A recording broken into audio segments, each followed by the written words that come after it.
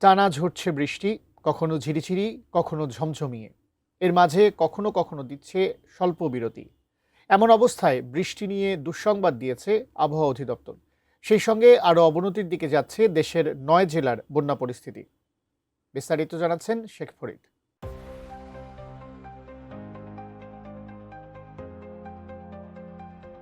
দেশ জুড়ে চলমান বর্ষণ আরও কিছুদিন অব্যাহত থাকার আভাস দিয়েছে আবহাওয়া অধিদপ্তর। সংস্থাটি জানিয়েছে জুলাই মাস জুড়েই বৃষ্টিপাত অব্যাহত থাকতে পারে, তবে প্রতিদিন একই মাত্রায় বৃষ্টি হবে না। কোনো সময় বৃষ্টির পরিমাণ বাড়বে, আবার কিছু সময় তা কমে আসতে পারে।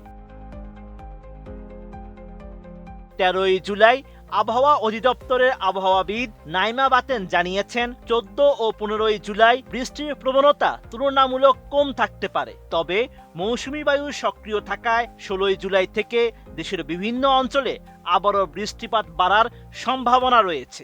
আগামীকাল সকাল ৬টা থেকে পরবর্তী ৪৮ ঘন্টায় সারা দেশের সকল বিভাগের বৃষ্টিপাতের প্রকোপ কিছুটা কমে আসবে। এ সময় সারা দেশে ৭৬ থেকে ১০০ ভাগ এলাকায় অস্থায়ীভাবে দমকা অথবা ঝোড়ো হাওয়া সহ হালকা থেকে মাঝারি ধরনের বৃষ্টি অথবা বজ্রসহ বৃষ্টি হতে পারে।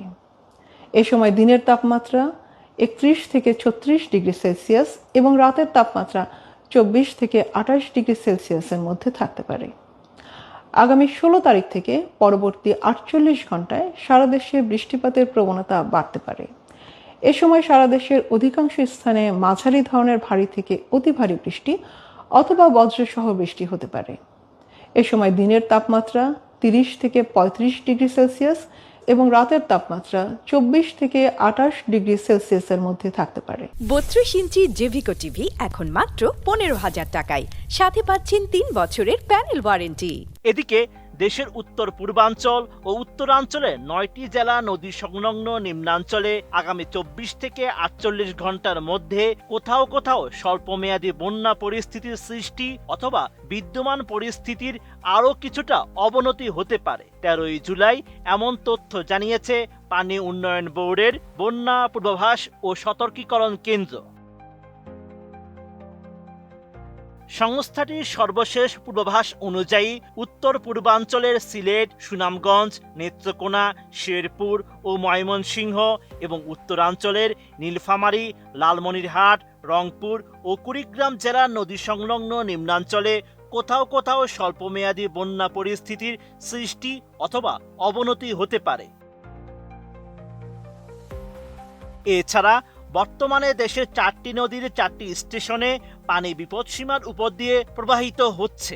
এগুলো হলো সুরমা নদীর ছাতক, কুশিয়ারা নদীর মারকুলি ও ফেঞ্চুগঞ্জ এবং সোমেশ্বরী নদীর কলমাকান্দা স্টেশন।